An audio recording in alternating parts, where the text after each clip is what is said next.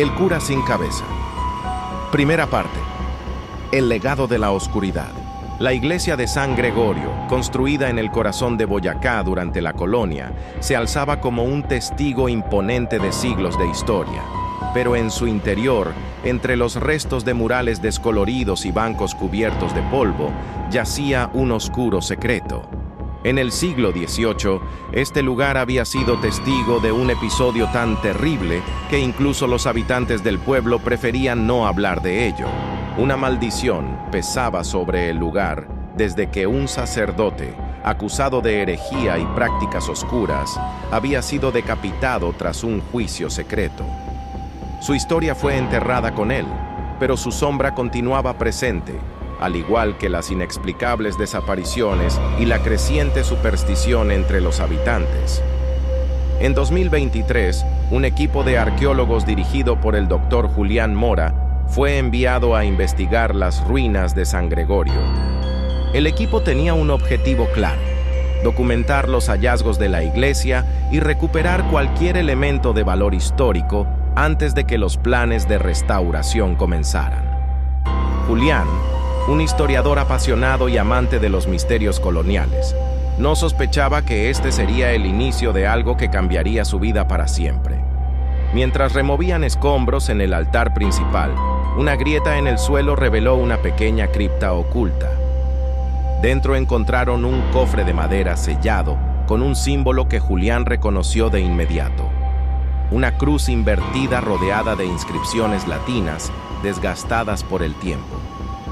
Con delicadeza, abrió el cofre y halló un diario envuelto en telas ennegrecidas por los siglos. Al leer las primeras páginas, Julián se dio cuenta de que este diario no solo relataba la vida de un sacerdote, sino que contenía detalles escalofriantes sobre rituales prohibidos, pactos oscuros y una maldición que no parecía pertenecer a un simple mito. En ese momento, un escalofrío recorrió el aire, y las luces del equipo titilaron como si algo invisible hubiera despertado en las profundidades de la iglesia. Esa noche, Julián soñó con un hombre vestido con una sotana negra, caminando sin cabeza bajo la tenue luz de la luna. Al despertar, sintió que algo lo observaba desde las sombras de la habitación. Era solo el principio. Los arqueólogos trabajaban bajo la tenue luz del amanecer, con el aire frío de las montañas de Boyacá impregnando sus pulmones. La iglesia de San Gregorio, aunque deteriorada, mantenía un aura que Julián describía como sobrecogedora. Los muros, cubiertos de musgo y fisuras, parecían guardar un resentimiento latente hacia los intrusos. Julián hojeaba el diario en una esquina del campamento, fascinado por las anotaciones del sacerdote que lo había escrito. El autor hablaba de un pueblo entregado a la devoción, de sus esfuerzos por construir una comunidad basada en la fe, y más adelante, de algo que Julián no esperaba: sacrificios rituales. ¿Qué dice?, preguntó Lina, una joven estudiante de arqueología y la más entusiasta del grupo. Este hombre no era un simple cura. Julián levantó la mirada, con expresión grave. Escribió sobre rituales de sangre y algo que llama el pacto de la inmortalidad. Lina lo observó con una mezcla de escepticismo y curiosidad. Aunque el equipo estaba acostumbrado a leyendas, lo que Julián describía parecía sacado de una novela de terror. «Podría ser solo ficción», respondió Lina encogiéndose de hombros. «Los sacerdotes también eran humanos, ¿no? Tal vez solo estaba loco. Tal vez. Pero hay algo en su escritura», insistió Julián. «No suena como un delirio. Siento que creía en cada palabra». Al caer la tarde, el equipo decidió explorar más allá del altar principal. Guiados por una curiosidad temeraria, abrieron un pasaje que conducía a una cámara subterránea. El aire era pesado, cargado de un olor metálico que Julián no supo identificar. Al fondo de la cámara, una figura tallada en piedra llamó su atención: un sacerdote sin cabeza, con las manos extendidas hacia el cielo. «Esto es perturbador», murmuró Lina, mientras el eco de sus pasos reverberaba en las paredes. «Parece un altar, Julián tocó la figura con cuidado. Este lugar fue usado para algo más que rezos. El equipo no tardó en desenterrar un segundo cofre, más grande que el primero. Al abrirlo, encontraron huesos humanos, algunos quebrados como si hubieran sido sometidos a una fuerza brutal. Lina se apartó de inmediato, sintiendo náuseas. Julián, por otro lado, parecía cautivado. De regreso al campamento, Julián continuó leyendo el diario. Una página en particular lo dejó sin aliento. Aquellos que desciendan al altar sin arrepentimiento despertarán al guardián de los condenados. Mi alma ya no me pertenece, pero mi penitencia será eterna. Esa noche, los perros del pueblo comenzaron a ladrar sin razón aparente. Uno de los arqueólogos, Andrés, salió de su tienda a investigar y no regresó. A la mañana siguiente, lo encontraron junto al altar subterráneo, con el rostro desfigurado por el terror y una marca en el cuello que nadie pudo explicar. Algo había despertado en San Gregorio y el equipo de Julián estaba a punto de enfrentarlo. El amanecer en San Gregorio no trajo alivio. El cuerpo de Andrés yacía en una camilla improvisada, cubierto con una sábana blanca, mientras el equipo esperaba la llegada de las autoridades locales. Pero en el fondo, todos sabían que no había una explicación natural para lo que había ocurrido. Julián, sentado cerca del altar subterráneo, sostenía el diario en sus manos, repasando las últimas páginas que había leído. «No tiene sentido», murmuró, pasando los dedos por el texto desgastado. Dice que el guardián de los condenados despierta solo cuando alguien profana el lugar. Pero nosotros solo abrimos un cofre. Lina, de pie junto a él, miró hacia el oscuro pasaje que conducía a la cámara subterránea. Había algo en esa oscuridad que parecía moverse, una sombra que no debía estar ahí. ¿Y si no solo lo abrimos?, dijo en voz baja, como si temiera que algo más la escuchara. ¿Y si lo despertamos? Antes de que Julián pudiera responder, un grito desgarrador rompió el silencio del campamento. Corrieron hacia la entrada de la iglesia, donde uno de los arqueólogos, Sergio, estaba tirado en el suelo, temblando. Su rostro estaba pálido y sus ojos, desorbitados, miraban fijamente hacia la nave principal. «¡Lo vi!», gritó, señalando con el dedo tembloroso. «¡Estaba ahí! ¡No tiene cabeza!». El equipo intentó calmarlo, pero sus palabras llenaron de miedo el corazón de todos. Sergio describió una figura alta, vestida con una sotana negra, que se deslizaba entre las sombras de la iglesia. Decía que había escuchado un susurro, como si alguien estuviera rezando en latín, antes de sentir un frío que le paralizó el cuerpo. «No fue una alucinación», dijo Julián, sintiendo un nudo en el estómago. «Algo está aquí con nosotros». Esa noche, el equipo decidió montar guardias para evitar más incidentes. Lina y Julián tomaron el primer turno, sentados cerca de la entrada de la iglesia con linternas y radios en mano. La luz de las estrellas apenas iluminaba el campamento, y el silencio era opresivo, roto solo por el crujido ocasional de las ramas bajo el viento. «¿Crees que deberíamos irnos?», preguntó Lina, rompiendo el silencio. «No lo sé», respondió Julián, su voz cargada de incertidumbre. «Si lo hacemos, dejaremos este lugar sin respuestas. Pero si nos quedamos, no estoy seguro de que podamos manejar lo que venga». De repente, un sonido metálico resonó en el interior de la iglesia. Era como si alguien estuviera arrastrando una cadena por el suelo de piedra. Julián y Lina intercambiaron miradas antes de levantarse con cautela. «Quédate aquí», ordenó Julián, pero Lina lo siguió de todos modos. Ambos caminaron lentamente hacia el interior del templo, apuntando con sus linternas hacia los rincones oscuros. Las estatuas de santos y ángeles, cubiertas de polvo y moho, parecían observarlos con ojos vacíos.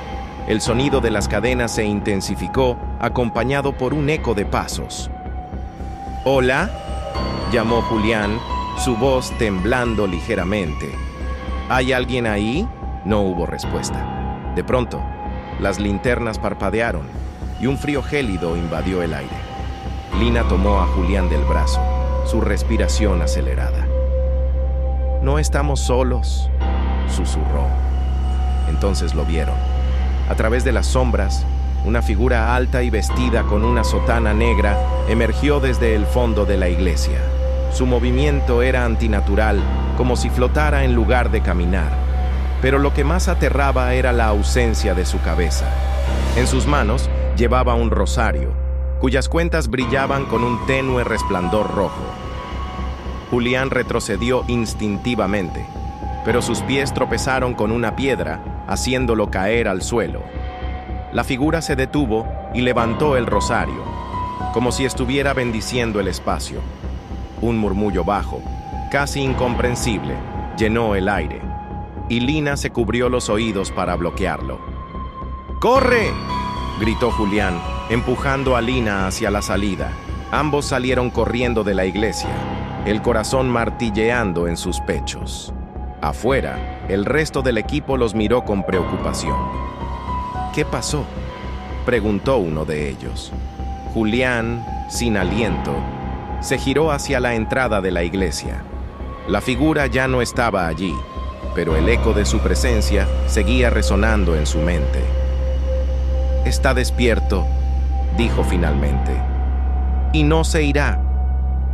El equipo decidió no entrar más a la iglesia, pero el temor y la tensión comenzaron a dividirlos. Sergio, aún traumatizado, insistía en irse de inmediato, mientras Julián intentaba convencerlos de quedarse para desentrañar el misterio. Sin embargo, algo en San Gregorio los retenía, como si una fuerza invisible se asegurara de que ninguno pudiera escapar. Y la figura sin cabeza no había hecho más que dar su primer aviso. El campamento estaba sumido en un tenso silencio. Nadie había dormido. Las sombras de la noche parecían moverse, y cada crujido del viento sobre las ramas desencadenaba un sobresalto colectivo. Julián se encerró en su tienda con el diario en las manos. Sabía que las respuestas estaban ahí, entre las páginas amarillentas que el tiempo había tratado de borrar. Lo que no podía entender era si debía seguir leyendo o abandonar ese lugar maldito. Afuera, Lina discutía con Sergio y otros miembros del equipo. «Esto no es normal». Sergio hablaba en un tono bajo, pero la desesperación era evidente. «Ese hombre, o lo que sea, no es de este mundo. Debemos irnos antes de que algo peor pase». «¿Y si nos sigue?», preguntó Lina, cruzándose de brazos. «¿Y si ya no es el lugar, sino nosotros quienes estamos malditos?».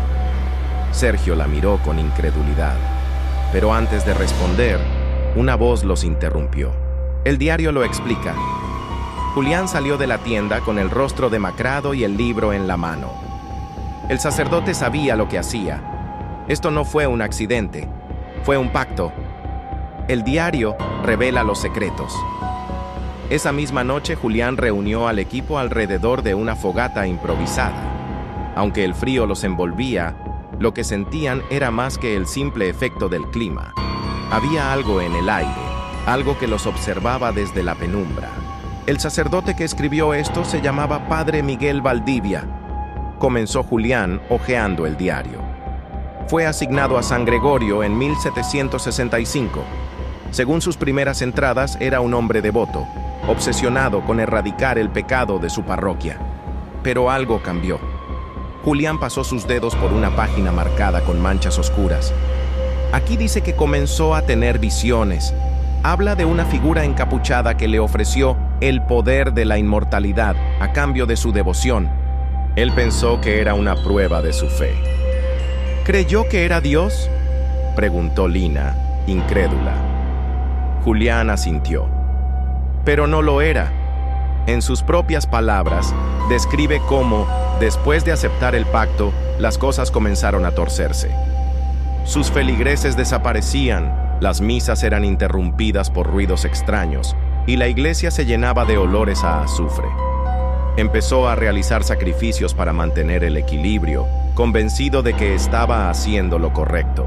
Lina y el resto del equipo intercambiaron miradas nerviosas. La historia no era solo aterradora, parecía tener ecos en lo que estaban viviendo.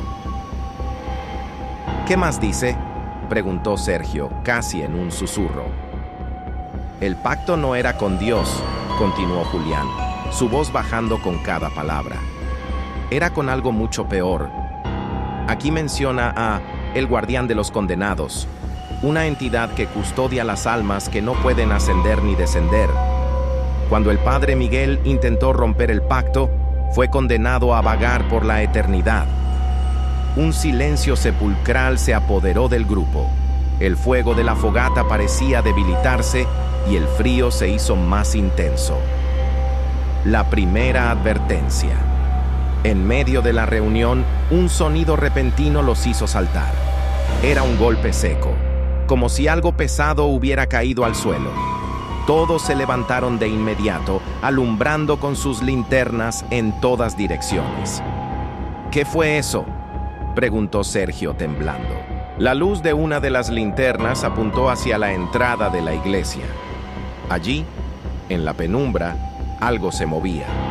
Una sombra alta, casi inmóvil, pero indudablemente presente. Julián dio un paso hacia adelante, tratando de enfocar mejor, pero una ráfaga de viento apagó la fogata, sumiéndolos en una oscuridad total. ¡Corred a las tiendas!, gritó Lina. El equipo se dispersó, pero Julián no se movió. Algo en él sentía que debía enfrentar aquello. Su linterna, parpadeando, iluminó por un breve instante la figura. El cura sin cabeza, con las manos extendidas, sosteniendo un crucifijo ennegrecido.